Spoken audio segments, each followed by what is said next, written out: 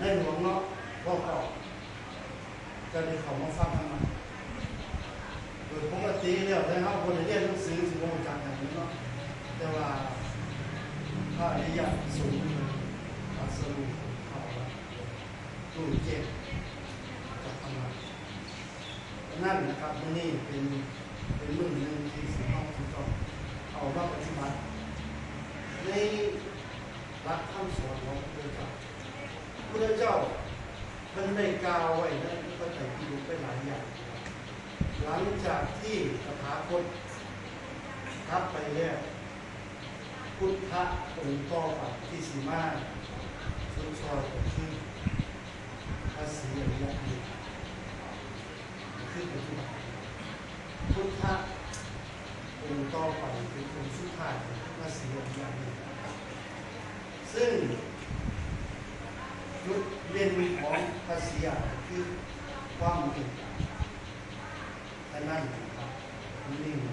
ห้องมาศึกษาความสำคัญข้อสี่เก้าที่มีความเมตตาของพระศรีอริยะหลังจากที่ผู้ว่าเป็นทางหน้าเดือนไหนนึกว่าเรื่องหลายหมดเดือนมกรามาที่หัวหลังจากกลับไปแล้วมีโอกาสอยู่ข้างไปได้สิ่งหนึ่งที่เหตุการณ์ที่เกิดขึ้นครับตัวผู้ว่าอยู่ครับเพื่อนครอบครัวกับญาติธรรมคือสูญเสียญาตินี่ช่วงที่ในสูงแรกเป็นคนอายุไม่ได้อายุ84ของ84เพิ่นกับเที่ยวกันรับเข้ามาช่วงนี้ก็อายุยังโบราณเนาะก็เลยรับเข้ามาใน20 คนเพิ่นไม่ได้เดินทางไปแน่นอนเป็นปฏิบัติของที่ท่านแต่ว่าเพิ่นเกิด80แล้วคนไปใช้บ่ได้ใจกับพบปัญหานี้มันก็เลยเป็นพบสัจธรรมอย่างหนึ่งคือช่วงที่เรายังมีสติสัมปชัญญะต่างๆมันต้องมีใจ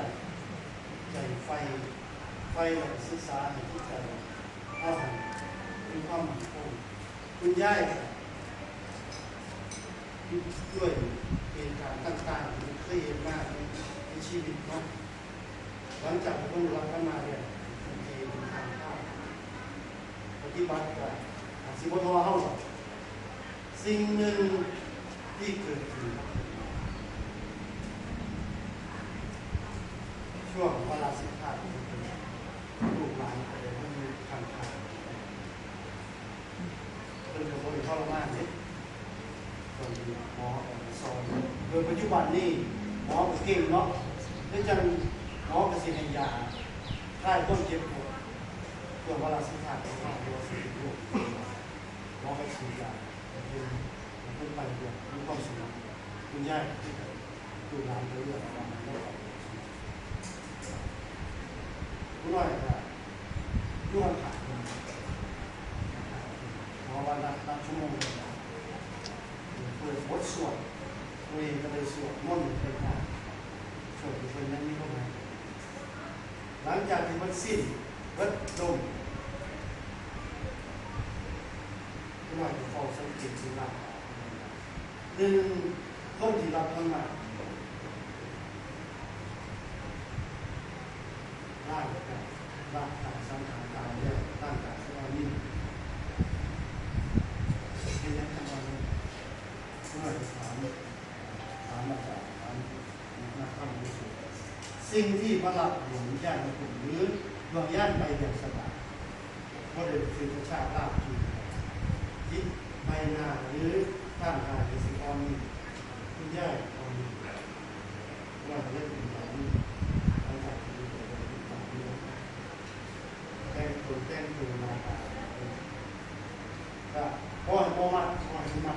ปกติบ้านเขามัดของเรื่องปกติมัดเนาะที่บ้านมัดสมัยตะกี้มัดถึงเนาะที่มึงขึ้นกันหลังมัดของมัดก็จะถามว่าสิมัดที่ผมบอกเขาทำมัดอยากแต่งตัวทำมัด ลาผ่านไป4 มื้อช่วงนั้นลูกหลานก็มาสวดมนต์บทเดียวกับที่เขาสวดมนต์มีเรื่องจริงๆเป็นมนต์ไหว้ครูของพระศิลาที่มอบเขาสวดมนต์ตามประเพณีของเขาจนมือเป็นของซาบันดุเราเกิดโรคคุณย่ายนั้นทานว่าหลับน่าจะได้เป็นอุ่นตานี่เราในวันนี้มาส่งเป็นสุดท้ายอันนี้คือประจักษ์หลักฐานว่าคนหนึ่งถึงมีโอกาสเป็นธรรมะจริงเป็นการสอนจริงที่จิตย่างลุกพ้นออกจากนรกวันแรกที่เขาหลับธรรมะได้ซื้อเขาลบออกจากนรกยศบัญชีคือสวรรค์อันนี้เป็นสิ่งสำคัญที่สุดคุณย่าแม้แต่ขนาดสิบหกทางเขาก็ลำพาแต่ว่าหลังจากที่เพิ่นละการสังหารแล้วร่างกายที่คอยตอนนี้ท่าน49 มื้อ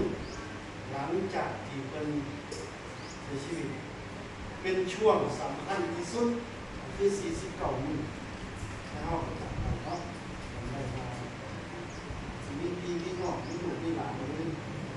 ยที่ไปชิดเข้าเสียชีวิต49 มื้อเป็นช่วงสำคัญอยู่ใกล้ชิดกับเขาทรงบุญเขาเฮ็ดบุญเฮ็ดกุศลสิยุสิไปถึงเพิ่นก่อนเพิ่นที่สิไป